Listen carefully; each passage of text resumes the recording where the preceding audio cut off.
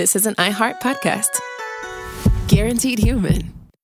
With no fees or minimums on checking accounts, it's no wonder that Capital One Bank Guy is so passionate about banking with Capital One. If he were here, he wouldn't just tell you about no fees or minimums. He'd also tell you about how Capital One cafes are open 7 days a week to assist with your banking needs. Yep, even on weekends. It's pretty much all he talks about, in a good way. What's in your wallet? Terms apply. See CapitalOne.com/bankguy. Capital One N.A., member FDIC. We've all tumbled down an internet rabbit hole trying to self-diagnose, and it leaves us more anxious than informed. Our feeds are full of wellness trends, but how do we know what's real, what's exaggerated, and what's just wrong? Health versus Hype from the American Medical Association breaks it all down. Emmy-nominated science communicator Trace Dominguez talks to doctors, influencers, and real people trying these trends, not to cancel them, but to understand them. Because when it comes to your health, who you listen to matters. So listen to Health versus Hype wherever you get your podcasts. Welcome to Stuff You Should Know, a production of iHeartRadio.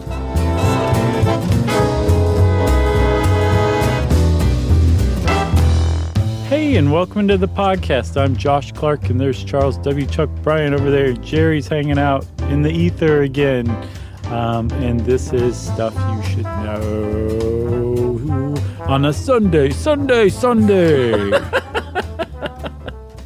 But it's not. This will be out on a Thursday. That's true. True. Who's that guy? I don't know, but he is an American icon. For those of you who live outside of the United States and use the metric system, there's an announcer that is, no one knows his name. He may be living or dead. I'm not sure. I bet a lot of people know his name, but we don't know his name. Well, yeah, I'm just generalizing from my own experience. Gotcha. And then, but he's like a monster truck ad announcer guy who is always getting you hyped up to want to go to see the monster truck rally. Yeah, I think he is second. I mean, there have been some great announcers in the history of this country. Mm-hmm. I would put him up there with Michael Buffer. The Let's Get Ready to Rumble guy? Yeah. I'd put Triple Sunday Man way ahead of him. And Don Pardo, to me, is my all-time favorite. Yeah, the Saturday Night Live announcer? Yeah. Featuring Josh Clark. Oh, I've been waiting so long to and hear musical them guests. El Cheapo. Who would know? Oh, boy, that'd be a double bill. Who would be your favorite musical guest if you were the host? Oh, boy. Dolly Parton. That's a good one, sure. I was going to say Gandhi or Jesus Christ or something like that, but I got my fantasies confused. You know, our buddy Scott Aukerman does a great Don Pardo. No, I didn't know that. Yeah, he's good at that stuff. He is a brilliant comedian. He is. It's great. I've been listening to his new-ish show with Lauren Lapkus and Paula Tompkins, our other friend, called Freedom, and it's hysterical and great. Yeah. Good, nice plug, Chuck. Yeah. Everything Aukerman does turns to gold. Can I give you my brief rundown with off-roading as we get into the monster truck episode? Yeah, I predict a dad story coming. Yeah. Okay. Yeah. When I was, and I think we talked about this a little bit when we talked at some point about CB radios. Mm-hmm. But when we were kids, you and I, in the 70s and 80s, CBs were a big deal. The whole culture around it, I don't know, it's hard to explain, but it's interesting. And my dad got a CB, and he and one of his better friends, Charlie, they both had Jeeps. My dad had a brown Jeep Renegade, and Charlie had a green one. And we would go off-roading when I was a kid. So we would go up into the mountains and literally cut roads where there were no roads. And my dad was the mudslinger. Oh, really? That was a CB That was his handle? Yeah. Nice. I don't remember what Charlie's was, but we did quite a bit of it, including a fully four wheels off the ground jump at one point on this dirt road where they had been, I think they were going to pave the road. So they had bulldozed basically a ramp out of dirt and rocks and left it there to come back the next day to probably remove it. And my dad and Charlie heard about it. And they were like, let's go jump the Jeeps. And my dad jumped a Jeep with my brother and I in it. No seat belts, of course. Oh, my And God. Of course not. I don't think Jeeps had back seat belts back then. Oh, my God. And I remember hitting the ground and then bumping up and smashing my head on the roll bar. I can imagine. You still have that divot. Yeah, but it was the 70s, so I don't even think he said, "Is everyone okay?" I think we just kept on trucking. He's like, take a salt tablet. Yeah, exactly.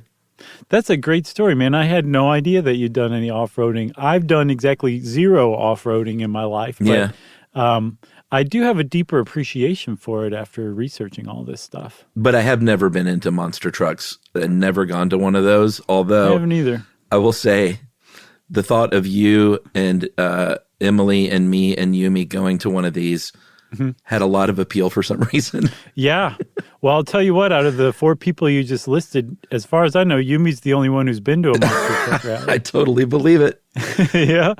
Yeah, she was into power motorsports for a little while there. That's great. And went not to at all one. She said surprising. it's really loud and it's pretty great, except she said breathing all of the gas fumes, the exhaust fumes is not super fun. You need to get on one of those stadium ones, outdoors. Yeah, I saw footage of one at the in Anaheim where the Angels play. I'm like, oh yeah, that's an outdoor baseball stadium. That's the place to go see a monster truck rally for sure. Not like an enclosed sports arena hockey rink. No, and I've heard the noise is really. I've been to one drag race and the noise was really bad there, so I can't imagine what it's like for a monster truck jam. Yes, but there's something about it. Like even just watching like clips on YouTube, like I've done the last few days. Me too. It's like I saw a couple things that I'm going to admit gave me goosebumps a little bit. I was that impressed with it, but part of it was the noise from the engine, but also the noise of like 25-year-old guys screaming like little boys because somebody like did a wheelie in like a giant monster truck. Yeah, that definitely adds to the sound as well. And little boys and girls screaming like grown men. Right, exactly. It's a weird scene. It's a big crisscross. So yes, I think it's good that we fessed up out of the gate that we have not been to a monster truck rally, and we're not huge as far as our understanding of, say, like motorized engines go, Sure. that kind of thing. Yeah, not our bag. I feel like we could still do one on this like pretty well, because there's just so much to it. There's a lot of really interesting stuff to it. You don't actually have to have gone to see a monster truck rally to appreciate it, especially if you watch some clips on YouTube. Yeah, and the reason I mentioned the off-roading is because that is where monster truck rallies, is that what they're still called? Monster truck jams? They're called Parties? Monster Jam, but that's like a specific brand of show that you go to. Well, the Monster Jam, correct. Right. I'm calling them rallies. I'm going to call them monster truck promenades. Okay. So the prom... Cotillions. Monster truck cotillions. I love it. The cotillion started with off-roading and with people like my dad in the 70s and 80s getting off-road, and, before that even, off-roading in these pickup trucks that eventually were like, hey, let's get some bigger tires. Let's lift it up a little bit. Let's get some more ground clearance. And before you know it, trucks are just a little bit bigger and taller than they were before. Right. And a man named Bob Chandler from St. Louis said, I've got a great idea. Too bad he didn't have some sort of IP around this, but he did come up with a great idea, which was the very first Bigfoot. Yeah. He's very widely credited as basically the inventor of monster trucks. Yeah. Just from, it was basically born out of necessity. Like he drove his car really hard. The reason his the first monster truck was named Bigfoot was because that was his nickname. He was well known as a very aggressive off-roading driver. Mm-hmm. But because of that, he would break axles. He would get stuck in the mud. He would find himself in his truck, more importantly, in places that your average truck driver would not find themselves. So to kind of get out of those sticky situations or never get into them in the first place, he started to try to upgrade his truck well beyond anything you would buy from like a dealership. and he was a tinkerer, so much so, and he got like so into it, he actually opened his own 4x4 parts store. In part, I get the very strong impression to probably get a discount on the parts that he was needing to use on his own truck. That he was breaking with regularity. Yeah. Yeah, it was called the Midwest Four-Wheel Drive Center, and the initial truck was a F-250, a Ford F-250, and he dressed it all up, and he got those bigger axles and bigger tires, and he actually did invent a technology, which was, I'm not sure if he completely invented this, but he at least installed four-wheel steering on his truck, which is when the back wheels turn and the front wheels turn, so you can turn tighter.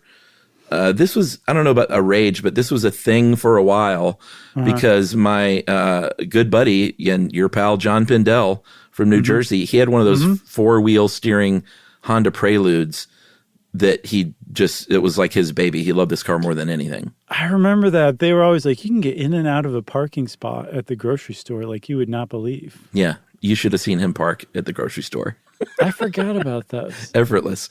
But yeah, so that makes, and especially in a big monster truck, when you're going to need that turning radius. And the tires got bigger and bigger. I think he landed at 44 inches, which was like a tractor tire initially. And that was in 1979. And that was sort of the very first monster truck. Yeah, and nowadays, if you were riding around on 44-inch tires, other monster truck enthusiasts would be like, "What's wrong with your tires? Why are they so dinky?" But at the time, you could like people would ask you to pull over so they could talk to you about your car when you were driving down the road with tires like that. Sure. And he actually used it to great effect. He advertised his business, his 4x4 parts business on the car. When he was driving around town, and he ended up adding the word Bigfoot, the name Bigfoot, onto it. And again, at first, I believe he was basically saying, like a long-haul trucker will put their name or nickname or CB handle on their rig. The rubber duck. That's what he was doing. Yeah. But in very short order, that became the name of the car or the truck. And then and the successive trucks that came after that. There's, I think, 25 iterations of Bigfoot or some offshoot of Bigfoot now. Yeah, he made one very famous initial video, sort of as a promotion, like a local TV commercial, basically for his business, of Bigfoot riding over some other cars, and that was it, man. After that, people went berserk. Yeah. There is one sort of, I don't know if it's apocryphal, but at least we can't find the original source, but that he did get pulled over once in Bigfoot, and because he would drive this thing on the road. It was just crazy. Yeah. And he was ticketed because the only violation that they found was the headlights were too high off the ground. Yeah, which I mean, like I was looking at what makes monster trucks not street legal, and that's definitely one of them. But some other ones are like, usually they don't have windshield wipers or horns or things like that. It's not stuff you would think of. Another one, though, is like the tires can't be like too wide beyond the body. And if they do, you have to have mud flaps to cover it up. Yeah. There's a lot of different laws state by state, but for the most part, you're not allowed to drive those things on the road for a number of reasons. But yes, the height of the headlights is definitely one of them. So he takes off around the country and starts doing some promotional events. He would go to exhibitions. He would drive over a car or pull a weighted sled that looks like a giant six-pack of Budweiser. Did you see some of the early Bigfoot videos? I watched that very first one and a lot of them after that, yeah. Yeah, they were like slow motion. Yeah. They weren't like hyped up. It was just basically like, okay, for my next trick, I'm going to start in about 90 or 120 seconds. I'm going to roll over this one car very slowly. Yeah, it wasn't. That's what it was like. Yeah, it wasn't like but the no extreme one had seen sport. any. That it is now. But no one had seen anything like it, though. You know what I mean? So at the time, what seemed boring to us now was like just mind-blowing to the people of 1981. Oh, yeah. So he was doing pretty well, especially as far as business promotion goes, and realized that he needed a second Bigfoot because people wanted him in movies and they wanted him at their county fair. And so in 82, Bigfoot 2 debuted at the Pontiac Silverdome, this time with 66-inch tires, which kind of ended up being the industry norm. Yes. Apparently they they started out with agricultural tires, the kind of tires that you put on tractors or huge combines, like just giant tires. And then to save some of the weight, because these tires can be 800 plus pounds each, fully inflated, like mounted to wheels, they'll actually shave off a lot of the tread, the real deep tread, the lugs, I think they're called. They'll shave off a substantial portion. So they still have lots of traction because, at these monster truck cotillions, they're driving over like mud and dirt and everything. I don't think those are lugs, are they? I saw somewhere somebody refer to them as lugs, huge treads. I thought the lug was the thing that came out that you put the lug nut on when you change a tire. They may have. I mean, this is a very confusing world we live in. So it's possible that they're both called lugs. There's a lot of people laughing at us right now, which is fine. I know. We'll take the abuse. They're going to pat us on our heads when they see They'll probably us. be nicer than soccer and chess enthusiasts. I certainly hope so, because I've seen these people get up and yell, and I don't want to be yelled at by a monster truck enthusiast. Should we take a break? Sure. And look up what a lug is and come back? Sure.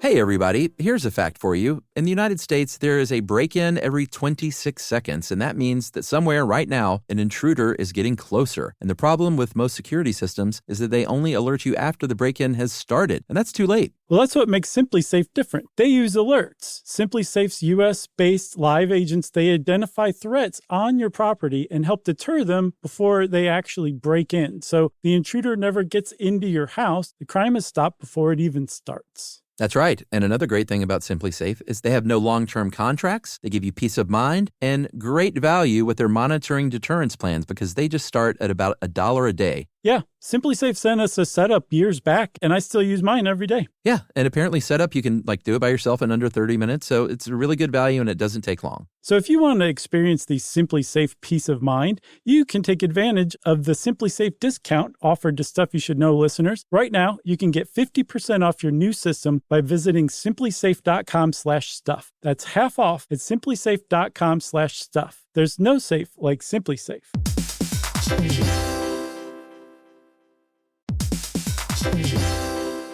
Work can be a little weird. One minute you're in a meeting that could have been an email. The next you're trying to decode corporate jargon that somehow means nothing. And don't even get us started on the quick sync that turns into a 45-minute deep dive. Yeah, well, the truth is figuring out your career isn't always straightforward. Whether you're trying to grow, pivot, or just stay relevant, it can feel like you're navigating it all on your own. Well, that's where LinkedIn comes in. That's right. LinkedIn can help you grow your career, helping you confidently navigate your path with insights, ideas, and inspiration from your professional community. You can stay up to date with the latest trends in your field, connect with people who get it, and discover opportunities tailored to your goals, your experience, and what actually matters to you. Whether you're looking for something new or just trying to grow where you are, LinkedIn gives you the tools and connections to move forward with confidence. Because LinkedIn is the network that works for you. Visit linkedin.com/knowstuff to learn more.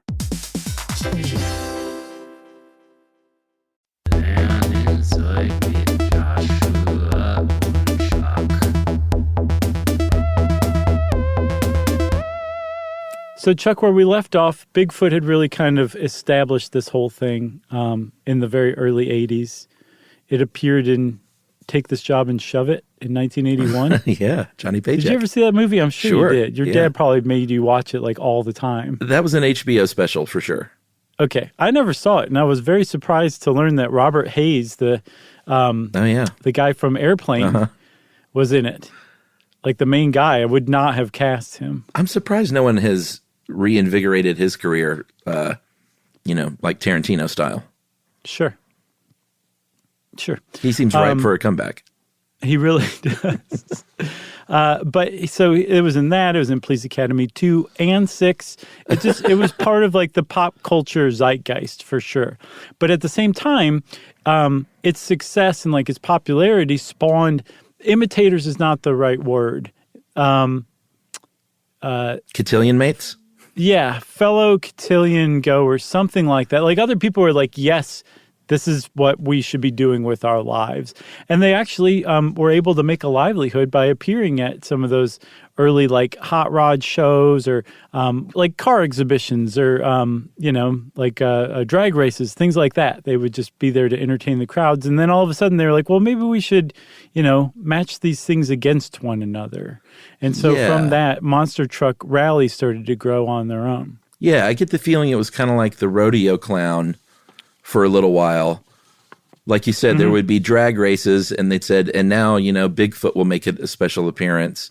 Mm-hmm. And it's interesting in that it sort of started, it kind of followed NASCAR's footprint a little bit, or stock car racing in general, because the name is right there, stock cars. Like initially, those cars were just juiced up cars that they would race. And initially, these trucks were Ford F-250s and Chevrolets, and they were just trucks that people built bigger and heavier and more rugged and just made them huge.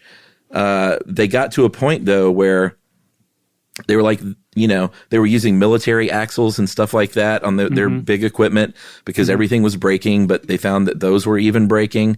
Yeah. And as they got bigger and bigger, they said, you know what, we need to start over, everybody. This is a real thing, and we can't just modify these pickup trucks. We got to build these things from the ground up, like NASCAR eventually ended up doing. And that's exactly what they did. And apparently Bob Chandler led the way on that as well. He really tinkered around with CAD designs, computer-assisted designs. And one of the things he came up with, and it wasn't him specific, or it wasn't just him. There were like a group of people working on this by this time. This is the, I believe, the late 80s. Yeah. So like monster trucks were a thing by now. But they revolutionized it by basically saying, how about instead of these like super heavy, brittle things where the truck itself weighs a total of like 15,000 pounds? Yeah, that's ridiculous. And we break axles because, they're really strong, but they're really brittle too. Let's start using tubes instead. And they created a revolution by creating and welding these cages, these frames, out of very strong but very lightweight tubes. And you're never going to guess one of the components that they use, that they make these tubes out of. Aluminum? Molybdenum. No way. It's funny, we heard from people about how to pronounce that, and someone said I don't know if you saw this, and they said in the industry we just call it Molly Yes, B. I saw that too. Yeah. They use a chromium molybdenum alloy, and they call it chromoly. Wow.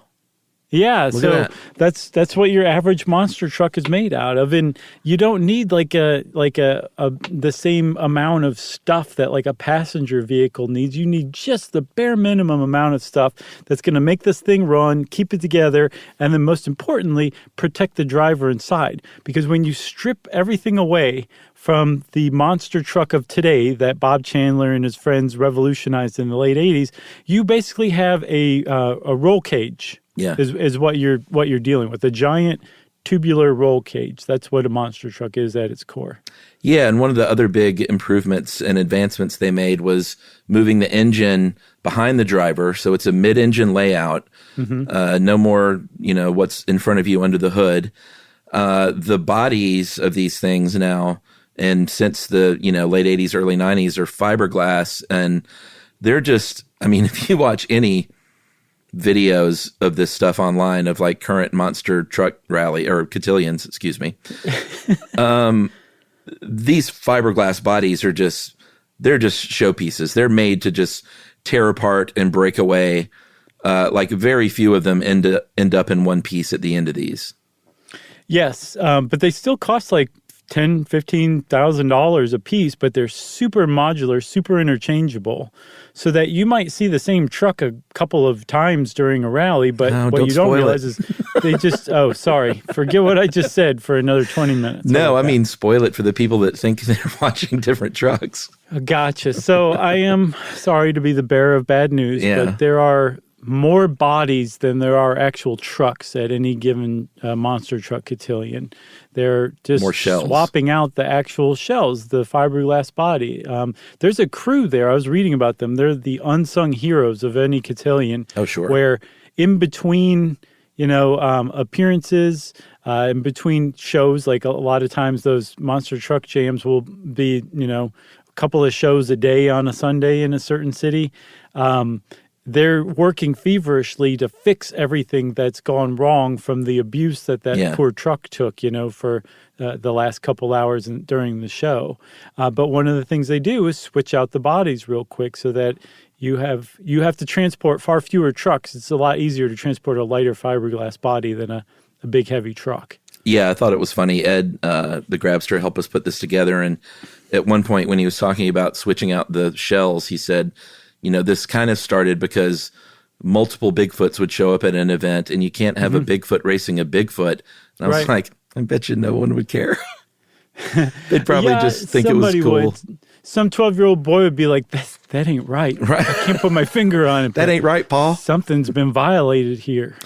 I don't know. Who knows? But they did. They did start switching them out with regularity, and like I said, they just tear apart. If you watch any video, these drums are pretty insane. I mean, they're doing like double backflips now. I know, it's crazy. So you have to make a distinction whether you're talking about the double backflip, where the truck. Just follow us, everybody. A giant monster truck hits a ramp and does a backflip. And then before it touches the ground, it does another backflip in midair. It looks hard to do. I didn't see a lot of successful ones. You could also be talking about a consecutive backflip where the truck does a backflip, lands, and does another, immediately goes into another backflip. Both are equally impressive, but the single double backflip is the harder of the two to do. And it's fun to watch people try and fail at, but it's also pretty great to see somebody land. Yeah, and speaking of trying and failing, we should talk a little bit about the Anderson family, another first family of monster trucks. So the father, the elder statesman of the Anderson family, was in it way early alongside Chandler. And his family truck was the Gravedigger. Eventually, he passed it down to his son and then another son. And then eventually his daughter, Kristen, is now the driver of the Gravedigger. And she set the Guinness record for altitude for the highest jump, I think just last year, right? Yeah, in June 2020 in beautiful Bradenton, Florida. She landed a 33-foot, 9-inch jump off of a truck ramp. And, it's pretty impressive. And she, I think it was her dad. The reason I mentioned the trying and failing thing was her dad was the first person who said, you know what, these races are fine. Racing these things are good. But he was the one that said, hey, after the race, why don't the drivers just come out and do some tricks and stuff? Yeah. And he realized people like that more than the races. Yeah. And although they still do race now, freestyle competition was born out of that notion. And that's sort of where the crowd-pleasing entertainment comes from, are the drivers that are doing these jumps and these driving on two wheels and jumping over things and through things. And, it's all right there on that big dirt pit. Yeah, and Dennis Anderson definitely was the one to be credited with creating that. And it went from, just the existence of monster trucks to monster trucks slowly driving over a couple of cars to them racing. Apparently in the 90s, they raced them. They got them as light as 9,000 pounds, which is about twice as heavy as, say, a normal mid-sized truck today. Which is really light for a monster truck, considering that, all four tires and wheels combined maybe make up 2,000, 2,500 of those pounds. So that's really light. And they wanted them light so they could race them and get them really fast. And then they said, you know what? People want to see what Dennis Anderson was saying is all of the tricks, but you still need to be able to go fast. So now they're about 12,000 pounds is what they clock in at. They're durable, but they're also light enough to be fast and to hit 33-foot high jumps when they hit a ramp. Yeah, and they can do this thanks to a massive supercharged methanol-powered engine, 540 cubic inch motors. And you've only got 2 speeds, though. It's got a very low geared transmission system. And I think first gear is sort of like on a 18-wheeler, like that just sort of gets your wheels rolling. And then you immediately pop into that second gear. And that's all there is, because all you need is torque and acceleration. So you can go super fast in a very short span, so you can hit those ramps and do whatever trick that you have up your sleeve. Yeah, and I was like, what's the point of using methanol? These engines are called blown alcohol engines, or in the industry they call them alkies, ALKY.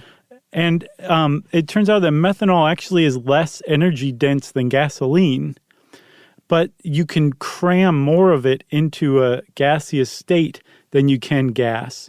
So if you have a supercharger, an air compressor that's compressing a whole bunch of blown alcohol vapors into your engine, you can actually get more power, more energy out of it. So that's the reason that they all run on like pure methanol. No gasoline, not a drop of gasoline goes anywhere near these things. And the engines are extremely big, and they're also extraordinarily inefficient fuel-wise. Yeah. There's one very famous monster truck called the Raminator, and it clocked in as the fastest. It was the fastest monster truck on the planet. It did 0 to 60 in 3 seconds, which is faster than a Ferrari Enzo at the time, or at least it was back in 2014. That's no crazy. No kidding. But it got 264 feet to the gallon. Isn't that awesome? That's I was trying to figure out before you said to the gallon. I was like, where's this going? Right? Wow, that's really funny. Yeah, they're not worried about fuel consumption. They're worried about making that big engine go boom, because people love that sound. It's hysterical. Ed put in here that they have attempted electric-powered monster trucks, but they were not popular with the fans. They want to hear that engine going. It's part of the allure, I think. I think more than anything, they don't want to hear themselves. Oh, I doubt that. They also have, if you talk about shocks, when you see these things today, yes, it's crazy how they will do something where, and I encourage you to go check out videos if you've never seen this stuff. At least photos, but yeah, definitely videos. No, watch a video, because they can contort themselves and go back upright way more often than you would think. Like about 80% of the time, I'm like, well, that thing is on its back, or it's done for the day. And it manages to just flop back over. And those wheels look like they're all independent of one another. They have 4 nitrogen charged shocks on every single wheel, on all 4 wheels. Yep. And it's pretty cool looking. And those shocks are not like normal shocks either. Your average shock has what's called a range of travel, which is the amount of basically give that it has, of about 4 to 6 inches. These usually have about 24-inch range of travel. And like you said, there's 4 on each wheel. So on the one hand, that keeps the driver's spine from compressing every time they, land after a huge jump. And on the other hand, it also pushes the truck off of objects and obstacles. Yeah. And I don't know if we said those huge giant tires, in a normal car, you've probably got about 33 pounds per square inch inflation in them. These have maybe 8 to 10. So there's a lot of bounce in the tire. There's a huge amount of range of travel in the shocks. And when you put it all together, they can pop up on their back wheels. They can pop up on their front wheels. They can just do tumbles and somersaults and all sorts of crazy stuff because of those shocks and that virtually deflated tires that are basically like giant balloons. Yeah, they bounce. They need more cushion for the push-in. They bounce around quite a bit. Yeah. I think, safety is an important thing. And like NASCAR, again, they've sort of followed that model of, in the early days, I would be surprised if Bob Chandler even used a seatbelt. He seems kind of like a wild card to me. But like I said, along with NASCAR, they started improving the safety over the years. There are still things like back injuries. Fire is another thing it's obviously, because, when you flip these things over and you're bouncing around, those fuel, it's not just like a regular gas tank or oil reservoir. They're like super modified, and there are backup systems and redundancies to make sure they're not throwing flaming gas all over people. Yeah. There are automatic fire extinguishers like in NASCAR. They're wearing those fire suits and gloves. Yeah. I think they even, I'm not sure if it's the exact Hans device, but the device that I think after, I might be wrong, I'm just going from memory, but I think after Dale Earnhardt died is when they brought in that device basically that straps a NASCAR driver's head completely stationary. Yes, absolutely true. And I think that's what they're using in monster trucks as well. Yeah, so I was reading a guy who went to Monster Truck University in Illinois, or Monster Jam University, and got to test out driving a monster truck. And he said your field of vision, or your field, is basically relegated to how much you can move your eyeballs in their sockets. Yeah, you could, that's it. Your head is not moving at all, and not only is your head immobilized, your body is basically too, except for your arms, and you're strapped in with a 5-point seatbelt that's actually ratcheted in. It's not some buckle. Like, they use ratchets to screw them in. So you are in that thing. And then also, if you're an actual professional monster truck driver, the seat that you're sitting in has actually been molded to your body. So you to your bum? Probably can't fluctuate in weight too much if you're on the monster truck circuit, or else you're not going to fit into your own seat, you know? Yeah, you got to watch your weight, I imagine. And, you know, the whole debate about whether race car drivers are athletes is, of course they're athletes. And I would imagine a monster truck driver, it takes a lot of toll on the body, and they have to be in pretty decent shape as well. Sure. But also, like, whoever you are listening, you couldn't do this. No, totally. It's not something like driving one of these things is not intuitive. It's not like, not only do you have to learn it, I get the impression that you have to be basically naturally talented to start with to even get good at it at all, too. Yeah, I mean, should we talk a little bit about driving? I think one thing we didn't mention, which is pretty cool, is that the driver sits in the middle. It's not mounted on the left side like we drive here in the United States. It's in the center because for a very good reason. So your arm doesn't fly out the window and get crunched. That's a big one. And I actually have seen a picture of Bob Chandler driving Bigfoot with in his arm out the window. Yes.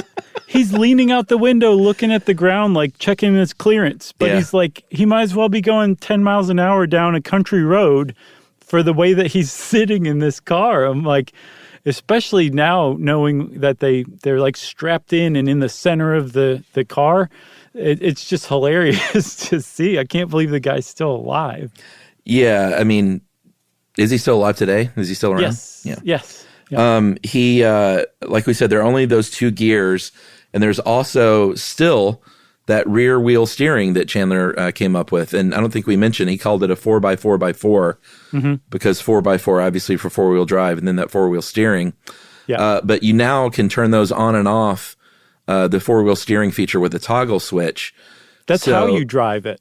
Yeah. So like flipping that switch on and off and steering and, you know, hitting the gas where you're, and I don't think we got to that part yet, but it's actually attached via a tow loop to the accelerator throttle, because they would have problems with sticking accelerators, and that is not good in a monster truck that can go that fast. So now you can pull back on the accelerator, but all of this stuff takes a lot of practice, and that's why you would go to the Monster Truck University. Yes, and have to be naturally talented too.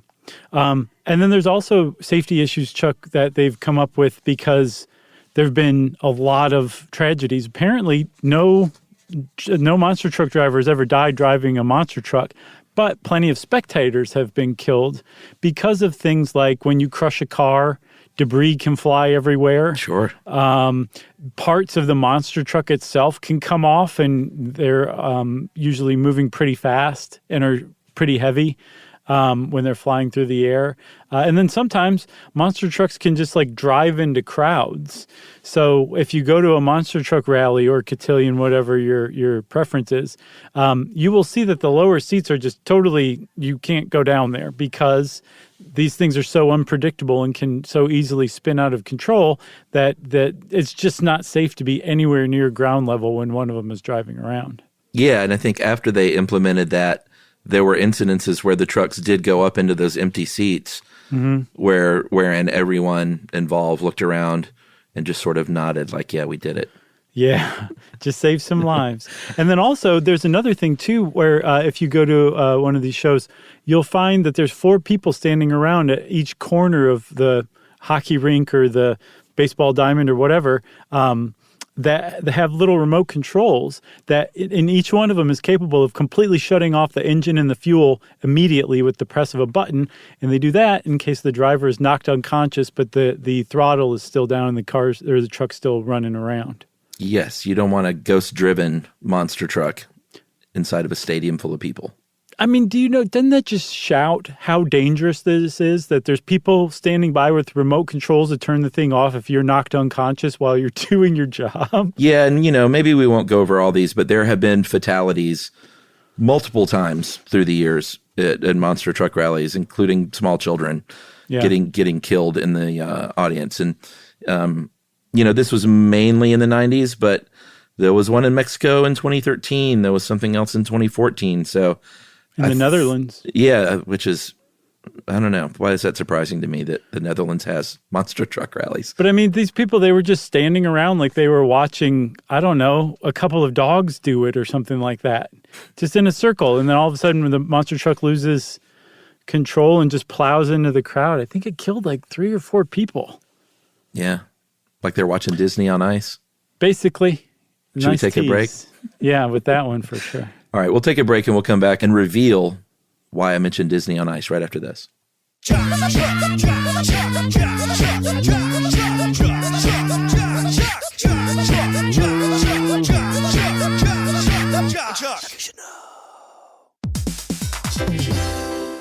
Hey everybody, here's a fact for you. In the United States, there is a break-in every 26 seconds, and that means that somewhere right now, an intruder is getting closer. And the problem with most security systems is that they only alert you after the break-in has started, and that's too late. Well, that's what makes SimpliSafe different. They use alerts. SimpliSafe's U.S.-based live agents, they identify threats on your property and help deter them before they actually break in. So the intruder never gets into your house. The crime is stopped before it even starts. That's right. And another great thing about SimpliSafe is they have no long-term contracts. They give you peace of mind and great value with their monitoring deterrence plans because they just start at about $1 a day. Yeah, SimpliSafe sent us a setup years back, and I still use mine every day. Yeah, and apparently setup, you can do it by yourself in under 30 minutes, so it's a really good value and it doesn't take long. So if you want to experience the SimpliSafe peace of mind, you can take advantage of the SimpliSafe discount offered to Stuff You Should Know listeners. Right now, you can get 50% off your new system by visiting simplisafe.com/stuff. That's half off at simplisafe.com/stuff. There's no safe like SimpliSafe.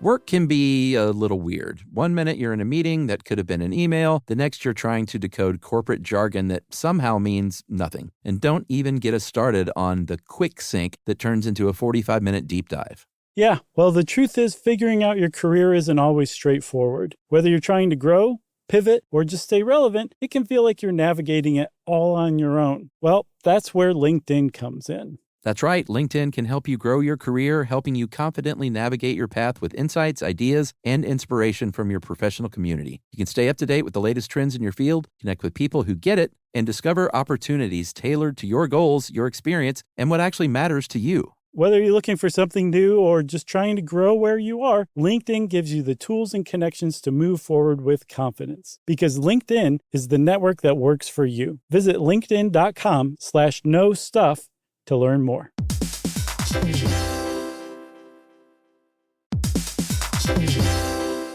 Hey everybody, we're here to talk to you about Wayfair, who believes that spaces should be functional, they should be comfortable, they should be well designed, and they can be well designed by you with their help. Your updated space should feel more comfortable, inviting, and practical for everyday use. And we're talking about outdoor seating. We're talking about grills. We're talking about major appliances. If you need storage solutions, Wayfair can help you out. Patio lighting, rugs, decor. It is your one-stop shop for home. Yeah. I mean, it's getting nice out, so it's time to think about living outdoors for the next few months. And Wayfair knows that outdoor furniture, it's heavy, it's intimidating to assemble. So Wayfair has stepped in and said, we're going to handle the hard part so you don't have to. That's right. You can shop Wayfair Verified, your shortcut to the good stuff. And that means their team of product specialists are going to vet everything by hand using a 10-point inspection, testing things like, quality materials, functionality, and features, and even how long it takes to build that piece of furniture. And the overall experience save time, reduce hassle, and improved convenience. Patio season is here, and these deals won't last. So head to wayfair.com right now to get your outdoor space ready for way less. That's WAYFAIR.com.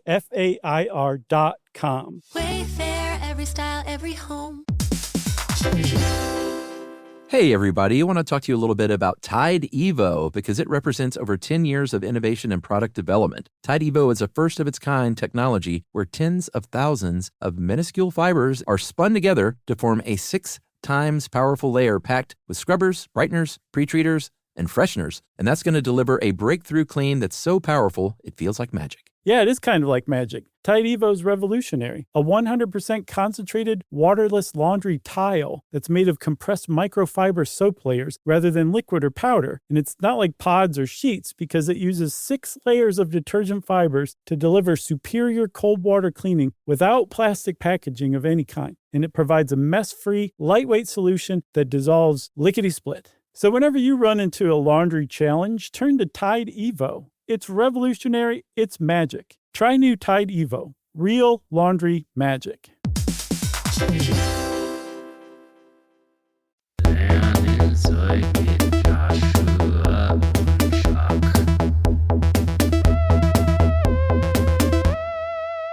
All right. So you mentioned there were at least 25 different Bigfoots over the years. Bigfoot is, it's part of popular culture now in the nomenclature. Like Emily will, if she sees a big truck in her neighborhood, will be like, look at that Bigfoot, get out of the way, or some Bigfoot. Right. I mean, let me just restate what I said. It was in Police Academy 2 and 6. Yeah, 2 different times. Yeah. I'm sure when they got to 6, they're like, who should we bring back? They're like, definitely the guy that makes the noises. Robert Hayes? No. No, not Robert Bigfoot. Hayes. Yeah, let's get Bigfoot back in here. He came that close to having his career revised by Police Academy 6, but they skipped him over for Bigfoot. So Bigfoot 14 jumped to 727 in 99. And then Bigfoot 5, if you look this thing up, it's pretty ridiculous. It's the biggest one of all. They built Bigfoot 5 with tires that are 10 feet tall that were used on the VC-22 snow freighter land train, which was this, it's a train. It's really a vehicle connected to other vehicles. It's more like a big shipping bus, but It's a trackless freight train, basically, that they shuttled supplies between Cold War early warning outposts between Alaska and Canada in the 50s. And if you look up Bigfoot, which one was it? 14. Just take a look at those ridiculous tires. It doesn't look as fun or as nimble because they're just super tall and not as wide. Yeah. But yeah, it was a stunt. It's ostentatious even for a monster truck. I think so. And it just doesn't look as nimble and as fun. For those of you who were raised in the 90s rather than the 80s, Gravedigger is probably even more familiar than Bigfoot. And like we said, Dennis Anderson, the original creator of Gravedigger, and whose family keeps driving for him, was the guy who basically came up with freestyle monster trucking. Yeah. So hats off to him for that. I think his daughter, Kristen, is the first and only full-time monster truck driver who's a woman. Oh, yeah. Yeah. Well, hats off to her as well. And also Breaking the ground. Guinness World Record holder, too, which is nothing to sneeze at. That's right. There's also, since we were talking about fiberglass bodies that are super removable, since you're no longer having to kind of work with anything that was originally a car or a truck, you can kind of do whatever you want. And some people model, like the Gravedigger is modeled after a 50s Chevy panel van. There's one that's called the Big Kahuna that looks like a Woody from the 60s that you'd go surfing in. Sure. And then there's some that don't look like cars at all, or they look like cars that are hybridized with like animals, like El Toro Loco is a bull with horns. My personal favorite is Megalodon. Oh, is there a shark? Giant shark. There's higher ed, is a yellow school bus. There's one called the Zombie Chuck that has arms sticking out and tattered rags coming off of it like a zombie. And then one of the best ever, the Mohawk Warrior with a giant mohawk, sponsored by Great Clips. Is it really? Yes, which really kind of reveals like the state of monster truck cotillions today. It is super commercialized, and the main reason why it's super commercialized is because Monster Jam, which started out from, the hot rod racing community, was bought by Feld Entertainment, which has a lot of different live touring acts, and one of them is Monster Jam. Yeah, and that was not without some controversy. Prior to the big corporate takeover, it was people like Bob Chandler. It was these people that would get together, maybe get a sponsorship and raise some money, because they're very expensive to build. Obviously, it's not like they were all just like rich guys doing this stuff. So you get a sponsor, you'd build out a monster truck team and your truck. You'd be paid money to show up at an event, and if your truck gets some notoriety, you get more money. And I think in '85 is when the United States Hot Rod Association started having these races where there were actually rules and a point system, and then these other point series started up. And eventually that culminated in '88 when a bunch of the drivers got together and formed the MTRA, the Monster Truck Racing Association. Right. Where you finally had some like real safety rules, and everything was just sort of codified. But then, that's when the sort of corporate takeover thing started coming in. And there was a lot of controversy with Feld Entertainment coming in there. And they're like, it's sort of lost a bit of its soul in the monster truck world. And half the trucks that you see at any given rally will be Feld trucks. And they're rigging it so the Feld trucks are winning, which is, some people might get worked up about that. And others might say it's just about the entertainment. Who really cares about the competition? Right, and it's very much the same as like getting worked up about, pro wrestling being rigged, where it's like, yes, it is. It's for entertainment purposes. This isn't a sport, but it's still very athletic. What you're seeing is really hard to do. It's really impressive. It takes a lot of work to make that happen. So yeah, it's for entertainment, but it's still legitimate in all these other ways. And just stop being upset and kick back and enjoy it. Yeah, or don't go and just shut up about it. Well, that's what Bob Chandler did with Bigfoot. Bigfoot is conspicuously absent from all of the Monster Jam series because he didn't like Feld Entertainment. And apparently he's since said, I would have liked to have maybe not done that because I think my life would be a lot easier. I'd probably be 50 times richer. But, it is what it is. And so Bigfoot is still its own thing on its own, just being Bigfoot. Bigfoot's going to Bigfoot. You got anything else? I got nothing else. This is interesting. I got to say, I enjoyed watching those YouTube vids. Same here. I'm still not interested in going to one unless the four of us go together. All right. Well, we'll make it happen. Once this pandemic passes, we're going. But it can't be the first live event I go to. That could okay, fair enough. But we will go. We'll go to the KFC Yum Center in Lexington, Kentucky to see it. Ooh, that sounds like fun. And in the meantime, everybody, if you were at all entertained by this episode, go check out some monster truck clips and specifically look up moonwalking. It's one of the most amazing things you will ever see in your life. Since I said it's one of the most amazing things you'll ever see in your life, obviously it's time for listener mail. I'm going to call this a correction email. We like to read corrections when we get stuff wrong. Sure. It's been a hallmark of the show. Mm-hmm. And I'm going to read one right now from Mike. Hey guys, I was listening to the uranium mining podcast today, which was great and super interesting. However, I just want to let you know, and I expect I'm not the only person who emailed, but you are, Mike, that uranium is categorically not from the Big Bang.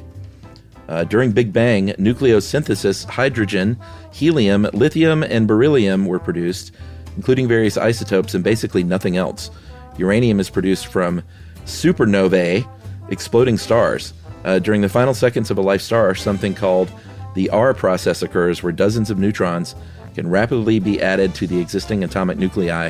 Some of these neutrons will subsequently decay into protons and electrons until a stable, or at least quasi-stable, isotope is reached, such as uranium. Cheers. Thanks for all the great podcasts. That's from Mike. Cheers. It ended kind of abruptly there, but man, thanks for the schooling, Mike. Who knew? Mike did. I definitely did not know, and I like to think that I know basically everything there is to know about the Big Bang. Well, there you have it. No uranium. Thanks, Mike. If you want to school us like Mike did, we are always willing to sit in awe of someone else's giant brain. So you can email us. That's the best way to get in touch these days. Wrap it up and send it off to stuffpodcast@iheartradio.com. Stuff You Should Know is a production of iHeartRadio. For more podcasts from iHeartRadio, visit the iHeartRadio app, Apple Podcasts, or wherever you listen to your favorite shows.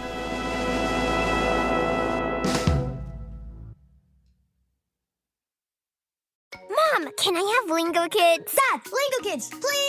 When did we become the Lingo Kids house? No idea. Last week it was dinosaurs. This week it's... Lingo Kids! Why Lingo Kids? Because it's the best thing ever. We can play games with astronauts, wild animals, and superheroes. With more than 4,000 interactive games, songs, and shows, Lingo Kids is the #1 entertainment platform for young kids. So, no dinosaurs? And dinosaurs! Lingo Kids! Everything kids love. Download it for free. You know, you could be adored by everyone and still completely ignored by your cat. Trust me, I know. But if you feed your cat Sheba, you can go from being ignored to truly adored in 12 days guaranteed or your money back. Sheba has a full menu of products, appetizers, entrees, treats, even a kitten's menu. It's so cute, so Sheba has a product for even the pickiest eater. Like Sheba Puree, it's made with bone broth, they are chef-inspired flavors, it's got a smooth and creamy texture that cats love, and contains no corn, wheat, soy, or artificial flavors. It's food that your cat's gonna love. To learn more, check out Sheba.com. That's SHEBA.com. This is an iHeart podcast. Guaranteed human.